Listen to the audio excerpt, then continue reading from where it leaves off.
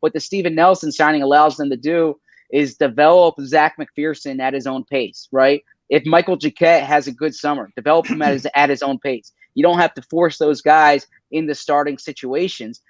So I do think Maddox moves to the slot, but I don't think he's the top backup on the outside. Again, we'll see on Wednesday when we're out there how they look in terms of personnel. But my guess is Nelson on the outside, Maddox in the slot, and then McPherson or JAKIB is the top backup on the outside.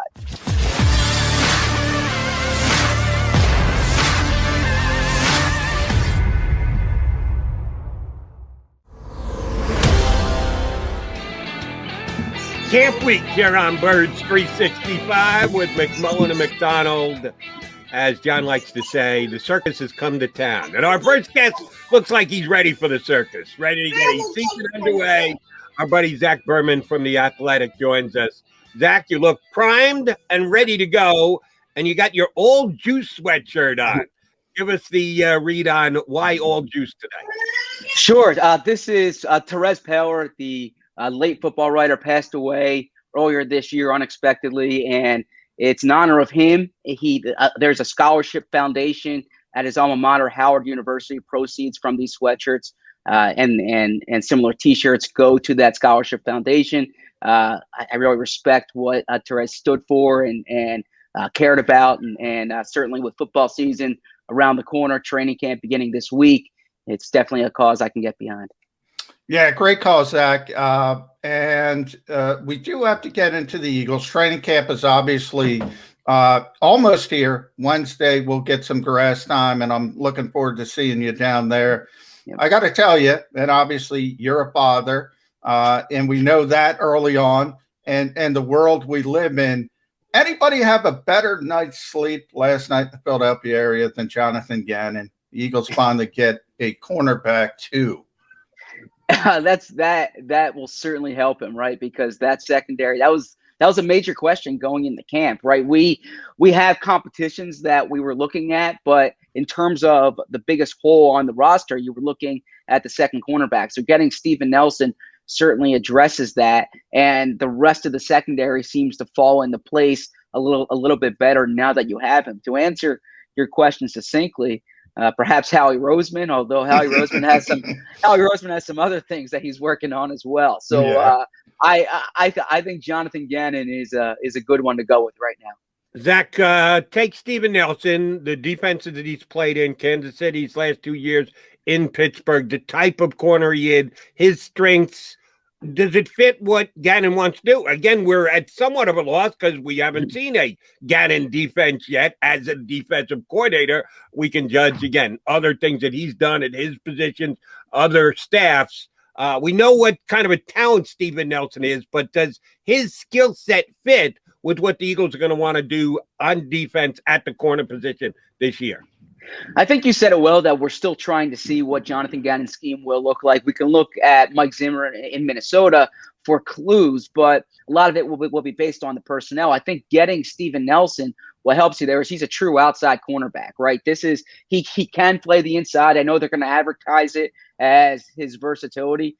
When you get Steven Nelson, you can put him on the outside opposite Darius Slay, and you have two guys who can play on the perimeter. And that was a question. You didn't know if Avonte Maddox could do that. So Steven Nelson, from a fit standpoint, makes sense there. In terms of the scheme, he is versatile enough. He has played in different schemes. He can play man. He can play zone. He had a really productive year in 2019. The production waned last year, but if you're looking at a number 2 cornerback, which is essentially what the Eagles needed, and you look at what's available on the market, I don't think they could have done much better, right? You know, there aren't many players out there, unless they went to the trade market and they gave up an asset like they did in 2017. I don't think they could have done better addressing that spot at this time of year than getting Steven Nelson. Now, they also kept their flexibility, Zach. You mentioned Howie Roseman. They've done this pretty consistently in the offseason. They were up against it from a salary cap standpoint. So Steven Nelson is another one of those guys like Anthony Harris and Eric Wilson and Ryan Kerrigan. 1 year prove-it deal. It doesn't preclude you from going a different direction, whether it's this year with a younger player or next year with a draft choice or when you have a little bit more money and ability to do different things. How do you kind of weigh this, though? We're a team. We always talk about the Eagles, and it seems since 2018, really. So the season after the Super Bowl, the season ends. It's been kind of a theme. Howie says we got to get younger. We got to get more cost effective. We got to start turning this over. And then as we get deeper, closer to camp, they start thinking, bad division. Maybe we can do some things. Let's get some veteran players in there. Or do you think that's just the NFL? You need veteran players. You need a good mix. I don't think they were ever going to tank this season. Right? That if that conception was, if that thought was out there, it was a misconception. I think what they wanted, like you said, was flexibility in terms of contracts, in terms of finances, and this is similar to what they did in the 2017 offseason. I specifically remember there was criticism that you signed Alshon Jeffrey to a one-year deal. You signed Patrick Robinson to a one-year deal. Tim Jernigan's on an expiring contract. LeGarrette Blount was a one-year deal. What's your long-term plan here? And a big thing they said was they wanted that type of flexibility and that there were guys that they could re-sign if they played well on those one-year deals. And that's what they did in the case of Jeffrey, in the case of Jernigan. I don't think the Eagles were doing these moves necessarily to build a Super Bowl roster, but they're not trying to bottom out. And I think what they want to do is they want to try to be competitive during a transition period. And they didn't want to just run it back with that same core, basically saying that, well, if we add here, we add there, we're going to win with that core. I think they saw the window closing on the group that they had, and they're transitioning with more picks, with more cap space. But during that transition period, they're obviously going to want to be competitive, and getting players on one-year deals allows them to do it, gives them that type of flexibility. So I understand what they've done this offseason, and frankly, I think it's a good strategy. I don't think the NFL is the NBA where you are trying to bottom out, number one. And number two, I don't know if there's that – if this was a year where Trevor Lawrence was available or Andrew Luck was available, maybe that conversation is different. But it's not like you're going all in to get the number one pick next year. What you want is assets. They have assets, and in the meantime, they're going to try to be competitive with the group they have. Zach, one more cornerback question for me. We were coming up with our own Eagles depth chart that Avonte Maddox was probably going to be the other starting outside cornerback had they not signed Steven Nelson. Now that's not the case. Is it as simple as Avonte Maddox moves inside and is the full-time slot corner, and that takes up about, 75 to 80% of plays in the NFL now, the three wide receivers are on the field? So it might not be an every down position, but it's damn close to it. Or is he the backup guy for both Slay and Nelson outside? You always want a guy to be ready in case there's injuries. Can you just easily transition out from the slot to back outside? Or is there someone else they like as the other potential slot guy so they don't have to use Maddox and just have him readily available to go outside? How does the signing affect the depth chart and how the Eagles are going to use their corners in your estimation? Sure. I think they were forcing Avonte Maddox on the outside last year. I don't think that's his best position. I think he was, frankly, I think his best position is safety, which he played as a rookie, which they're not playing him at. But as a slot cornerback, he certainly makes sense there. And inside that building, they really like Avonte Maddox. At least I know the former staff did. I'm still getting to know this staff here. But Avonte Maddox has a lot of qualities that they can get behind. So I think as a slot makes a lot of sense, fits in there, has the skill set where in a pinch they can put him on the outside. But I think what the Steven Nelson signing allows them to do is develop Zach McPherson at his own pace, right? If Michael Jacquet has a good summer, develop him at his own pace. You don't have to force those guys into starting situations. So I do think Maddox moves to the slot, but I don't think he's the top backup on the outside. Again, we'll see on Wednesday when we're out there how they look in terms of personnel. But my guess is Nelson on the outside, Maddox in the slot, and then McPherson or Jacquet is the top backup on the outside.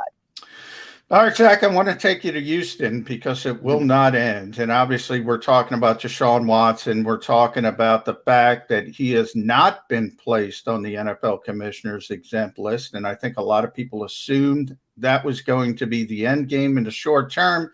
Everybody could take a step back and breathe a little bit. Look, the NFL's not shouting it from the top of the building, but that is a clear indication that Roger Goodell at this point believes there's not enough to put him on ice. Does that speed up the process where teams have to get in line? So 2 questions for you. 1, will the Eagles get in line? Will Jeffrey Lurie approve this type of move? And 2, will they do it quickly? Will they say, we got to do it? We got to drop everything. We got to figure this out. We got to go after a top 5 quarterback at 25 years old. Yeah, so the variable that I really can't kind of account for now or speculate on is what will happen legally, right? And if there will be ramifications from the league. And I think that's something that obviously, whether it's the Eagles, whether it's the Dolphins, whether it's the Broncos, those teams internally need to figure out.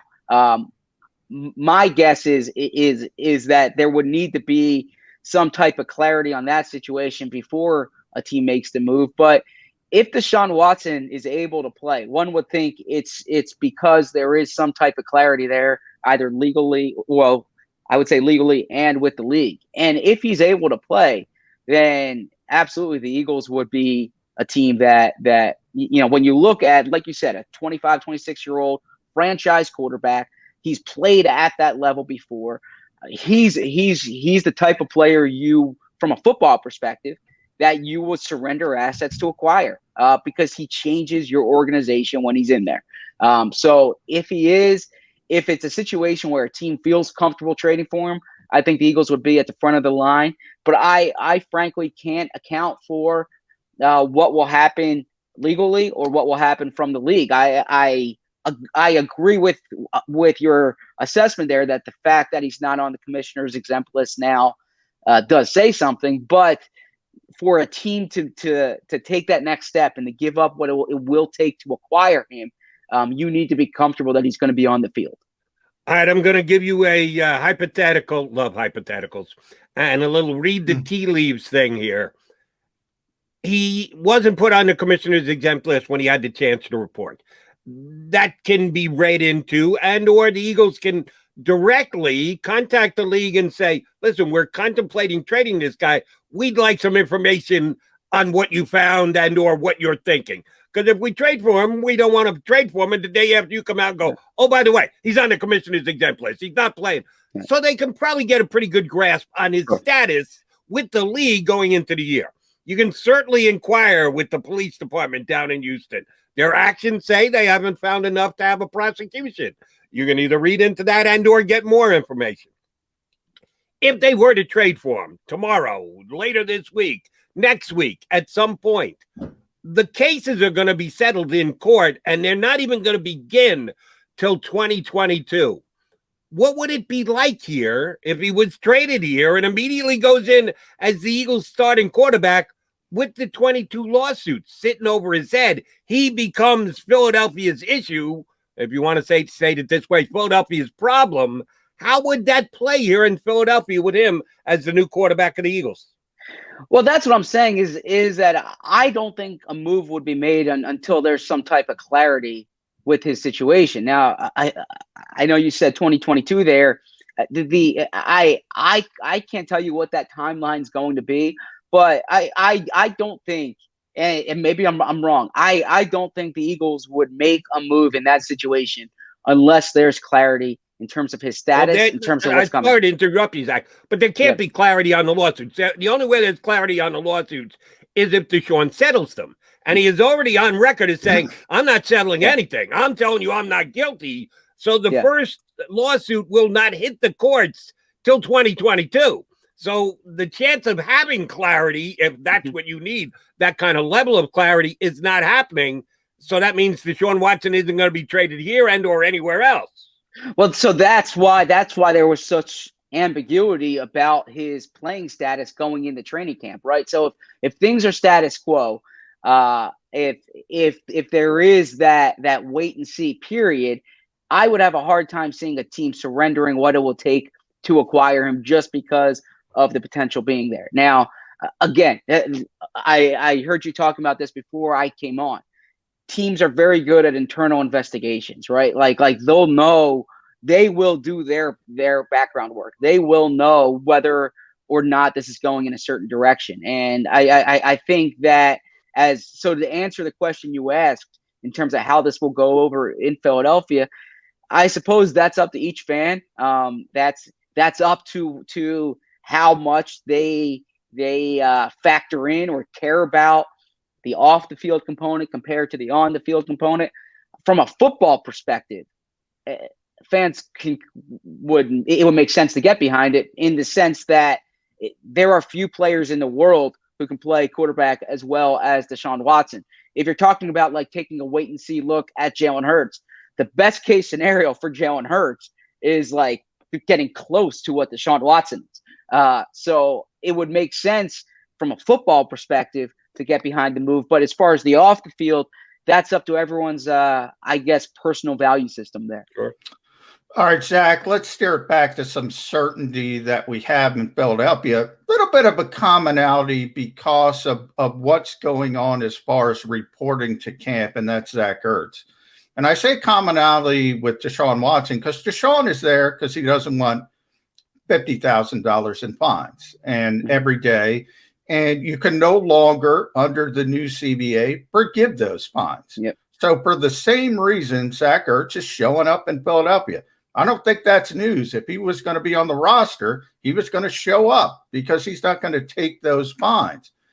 Does it mean he's going to be there for week one? Or do you still think Zach Ertz ultimately will be traded, will be moved, will be released? Something is how he playing the game of chicken, sort of what he did back in Sam Bradford. They got lucky with the Teddy Bridgewater injury.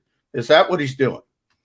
My guess is yes, right? Because I still don't think Zach Ertz is going to be on the roster this year. Now, I've said this the past few weeks. I'm staying out of the Zach Ertz prediction business because if we spoke in January, I would have said this is going to be cleared up by free agency. And if we spoke in March, I would have said by the draft. And if we spoke after the draft, I would have said by June 1st, right? So I'm staying out of like, this is what's going to happen with Ertz. But if I had to guess what Howie Roseman's doing, it's what John said, right? That the market adjusts based on variables in the market, based on conditions in the market. So if a team loses a tight end, or if a team gets to training camp and they don't like their tight end depth chart, or if a team gets to training camp and they really like the way their offense is looking and they think they need one more piece, then that changes the price. Sam Bradford's price was different after Teddy Bridgewater went down. And it goes down to supply and demand. If you need a tight end this summer, you're not going to find a better tight end than Zach Ertz, right? And so I do think that if the Eagles want to get value for him, their best chance of getting more value is something happening elsewhere. Now, that might not happen, where there might not be a tight end who goes down. There might not be a depth chart that needs a tight end. And then the Eagles are going to have a decision to make. Do you release him? Do you let him go? Do you take whatever you can get for him, or do you bring him onto the roster? I don't think he's going to be on the 53. It would surprise me. It somewhat surprises me that he's here right now. So I guess you never say never. But my guess is still Zach Ertz plays elsewhere next year. Zach, real quick follow-up. Sorry, Jody. Let me just throw this, because Nick Sirianni, the one foundational pillar, I think, of his coaching ethos so far has been competition. And he constantly talks about competition. Does having Zach here complicate matters for Nick Sirianni? Because he wants to use more 11 personnel. He wants more speed on the field. He wants more receivers. And if Zach Ertz is here and something doesn't happen and you have to carry him for his final year of his contract, how does Nick Sirianni go to his locker room and say, Zach Ertz isn't better than Travis Fulgham or Greg Ward or whomever the number 3 receiver is going to be? Does it make things tougher for a rookie head coach who wants to do certain things? It's a great point. And that's part of the fascinating component of it, is that we can look at it from a team building perspective, from getting value for the player. And that is the way Howie Roseman needs to look at it. Nick Sirianni needs to look at it differently. He's putting an offense together. He's building a locker room culture. There are human dynamics. Zach Ertz is not a player you signed off the street. Zach Ertz is one of the best players in franchise history. The way you treat him, the way that exit would happen, that matters, right? That's seen in the locker room. That's seen elsewhere in the league. So there are human dynamics at play here. And so to answer your question, it's certainly if you're trying to play more 11 and you have Zach Ertz, that affects you. If you're trying to showcase Dallas Goedert, if you're trying to make Dallas Goedert feel valued, if you're trying to work out a long-term deal with Dallas Goedert, having Zach Ertz in that building, that complicates things, right? There are human dynamics at play here that go beyond the team building process, and that's something that the Eagles are going to need to account for. And that, frankly, when a player comes to camp under these conditions, that's one of the things that could force a team's hand is what are those dynamics like? But let me just add this to the conversation. One of the other tenets, maybe not as high as competition, but one of the other tenets that the coach has talked about is that he is going to design his system and his play calling around the talent that they have. He's not going to try and put a square peg in a round hole. Sure. That he is going to come up with ways to use his talents to the best of their abilities. So if he's got to go more 12, he's got to go more 12, and he should be able to deal with that because he said he could. He's going to let his talent in part dictate him as far as scheme and play calling goes. So just keep that in the back of your mind. But let me take you in a different Sirianni direction. Perception is important here in year number one. At some point, he's going to become, and I hope he's here for 10 years, the ongoing coach of the Philadelphia Eagles. And we won't worry about how the players perceive him. It's a big deal now because it's his first camp. There was a little, as John's favorite word, he likes to use kerfuffle last week about Charles Robinson coming out and saying, hey, there are some guys that don't know if he's going to be able to coach in that Eagle locker room. Lane Johnson felt the need to come to his defense. Kelsey did as well. He's got some good veteran guys standing up and going, hey, we're enjoying playing for Nick Sirianni. It's a balancing act. How big is Nick Sirianni's perception in the locker room with his players? How much does he have to work these next several weeks with the starting camp just to win over players, in your estimation? Sure. A few things there. First off, as far as Nick Sirianni's personality, and you know, I've done a lot of reporting on this, a lot of work on this. Like what Nick Sirianni, how he comes across publicly, that is genuine. From everything that I've been told, I've spoken to a lot of people about this. Like that enthusiasm, that earnestness, that's who Nick is. And some people find it endearing. I know it doesn't always sound like the prototypical NFL head coach, but like that's who Nick is, right? As far as winning over the locker room, I know there are reports out there. I frankly don't think the Eagles were in town enough this offseason for players to really formulate a strong opinion one way or the other.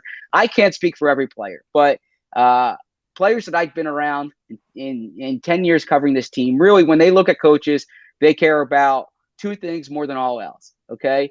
A, can we win with him? B, can this person advance my career? In other words, like, is he going to make me better? Am I going to make more money? Am I going to advance my career? They'll know pretty quickly if they can win with him and if he can make them better. And all the other stuff is just noise, right? So I don't think like the lack of play calling experience, the idea that he's like connected to Frank Reich, if they think that he can make them better, and if they think they can win with this guy as head coach, they're going to get behind him. And if they don't, then he's going to have a hard time getting them together.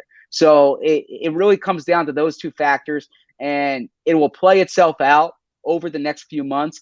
But I would be surprised if anyone's been around because they only had 2 weeks in person, right? And even those 2 weeks, it was a very truncated period.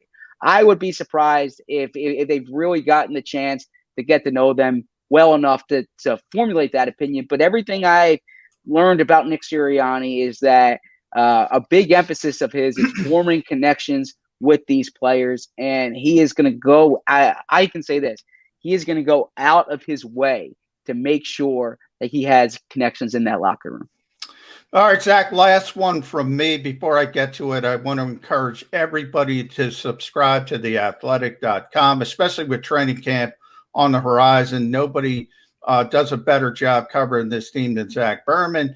Bo Wolf, friend of the show, Sheil Kapadia, not only from a national perspective, but also a lot of Eagles coverage in there. So subscribe to theathletic.com. It's well worth it. You know, I saw your 25 thoughts on the defense, special teams, and coaching. One of the things I'm interested in, I brought up competition, Zach. It's nitpicking, but why is Aaron Cepas by himself on this roster as the punter? Why is there no competition? Now, they'll be looking at punters outside, but we understand. You know, Cam Johnson was here with Donnie Jones. They've had punting competitions before. Sure. Why not now? Yeah, good question. And I'm going to go back to something that our old friend Dave Phipp used to tell us, right? That the specialists are competing with the rest of the league. That the competition, it's not internally, it's externally. And they know this, that like that's a position where if you need to make a change, you can make a change quickly. The guy doesn't need to learn scheme. Now, perhaps there's chemistry in terms of the holding. There's chemistry with the long snapper. But by and large, you can swap out a punter if he's struggling. You can swap out a kicker if he's struggling, contract situation aside. But the competition is not internally, it's externally. That's what Dave Phipp used to say. And I think that's what the organization thinks is that, are you going to burn one of your 90 roster spots on an extra punter for the sake of competition? Now, there have been times in the past where they've wanted the extra leg for the purpose of taking it easy on the veterans. I know that's been the case, but as far as competition, they look at it, the competition's external. They're going to have tape on every other punter out there this preseason. And if they want to make a change, they'll be able to make a change. Zach, I'm going to, again, make you put on your guessing game hat, which I know you don't like to do because we all get things wrong. I'm real good at getting stuff wrong. Every once in a while, I'll get one right, though. So I'm going to ask you to make an evaluative guess on this. Comparison between two Eagle draft picks from last year, Davion and Kayvon. Second round, third round, fourth round. Both played minimally last year for the Eagles. Both should get more of a chance this year. But again, new coaching staff, complete clean slate, wipe it clean, and just evaluate what they can do for the team this year. Who do you think has the bigger impact? Davion Taylor at linebacker or Trayvon Wallace at safety? Well, as far as the linebacker depth chart, there would seem to be more of an opening there for Davion Taylor. That said, Davion Taylor, when they drafted him, they viewed him as a project. And he hasn't had an offseason yet he hasn't had a full offseason with the team. He has the speed. The best case scenario for him this season is develop into a nickel linebacker, perhaps contribute on special teams. In Kayvon Wallace's case, if Roddy McLeod is not ready for week one, there could be an opening there at safety. And Kayvon Wallace, from a football perspective, is more advanced than Davion Taylor. Kayvon Wallace was a long-term starter at Clemson, played in big games there, did not have much of an impact as a rookie. But I think if you need to have someone out there in a pinch, you'd feel more comfortable having Kayvon Wallace on the field than Davion Taylor. Neither one goes into camp as a starter, but I would think Kayvon Wallace would have more of an impact just based on where he is as a football player. But Davion Taylor's speed at linebacker cannot be discounted. All right, Zach, last thing. Do me a favor. When you give McMullen a bro hug tomorrow, be careful. He's got a bad shoulder. He's giving me this ball start before. So don't hit him too hard to get the season underway. I kind of need him. Are we allowed to do that? No, social distancing. Yeah. Come on. I think it's just fist bump at best. Yeah. Fist bumps and stay 6 feet away, right? I don't even know if he can handle fist bumps. He's whining so much about his shoulder. So please be careful with him tomorrow. Brother, thanks for coming on with us today. Again, appreciate your sweatshirt. If anyone wants to, just go by the name of the sweatshirt on the internet. Great charity as well. Thank you very much for coming on with us today. And we'll be tapping into you for your expertise plenty during the year. Anytime. Appreciate you having me. Zach Berman, Mr. All Juice, here with us on Birds 365. All right, McMullen and McDonald hanging with you We're hoping to get a guest up, hour number 2. We'll give you details on that. Not 100% locked in. And yours truly has to exit stage left a little bit early today. You're going to exit stage left a little bit later this week when you're down at Eagles camp. So you got to follow along here on Birds 365. If you missed any of today's show on the JAKIB Media channel, listen to the podcast on your way home. Available on YouTube, Apple, and Spotify.